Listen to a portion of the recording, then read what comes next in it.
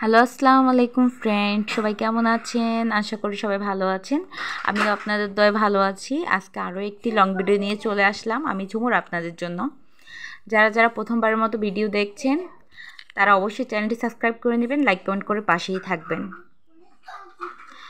আমি আজকে যে ড্রয়িংটি করেছি আপনারা দেখতে পাচ্ছেন, এটা হচ্ছে ঘরবাড়ির ড্রয়িং। আমি কিন্তু প্রথমে একটু চিন্তা করছিলাম কি আর্ট করব, আপনাদের সাথে কী শেয়ার করব। তারপরে চিন্তা ভাবনা করলাম যে ঘরবাড়ি ড্রয়িং করি। কালকে তো একটা ফুল আর্ট করে দিয়েছিলাম, তো আজকে আমি আবার পরিবেশ ড্রয়িং করলাম। আশা করি আপনাদের ভালো লাগবে, আর কেমন লাগে এটা কমেন্ট করে বলবেন।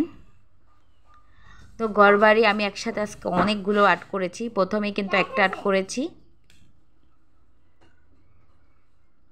একটার পরে আমি এখানে আরও কতগুলো ঘরবাড়ি ড্রয়িং করব, অনেকগুলো ঘরবাড়ি ড্রয়িং করব।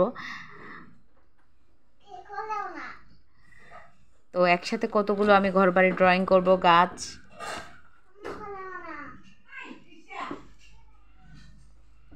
গাছ আর্ট করেছি দেখতে পাচ্ছেন, তারপরে ঘর। আমি একসাথে অনেকগুলো আজকে, আপনারা হয়তো ভিডিও দেখতে পাচ্ছেন অনেকগুলো বাচ্চা মানে অনেক দুষ্টামি করছে, আমার বোনের মেয়ে। তো এই কারণেও কিন্তু একটু সমস্যা, বাবুরা একটু রং নিয়ে টানাটানি করে, কিন্তু ব্যাপার না, ছোটরা তো করবেই। আমি এই যে হালকাভাবে আকাশটা ড্রয়িং করেছি দেখতে পাচ্ছেন, আকাশি কালার, আর নদীটাতেও আমি কালার করে দিয়েছি। তারপরে মাছ বরাবর একটু হলুদ দিয়ে দিয়েছি। এটা কিন্তু অনেকগুলো কালার মিক্স করে করব একসাথে, তো অনেকগুলো মিক্স কালার করে আমি একসাথে এরকম করে করতেছি দেখতে পাচ্ছেন, রং করতেছি। এখন টিনের কালারটা লাল করে দিয়েছি।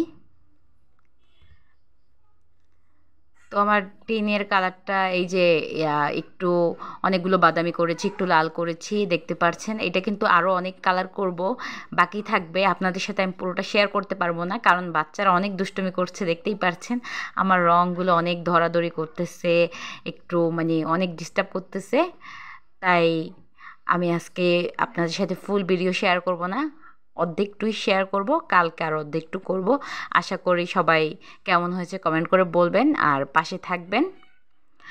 তো আমি যতটুকু পারি এটা আপনাদের সাথে শেয়ার করব।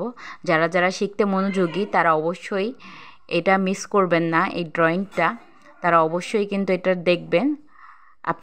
আপনিও কিন্তু করতে পারবেন, যে কেউ করতে পারবে যদি সময় করে মন দিয়ে দেখে।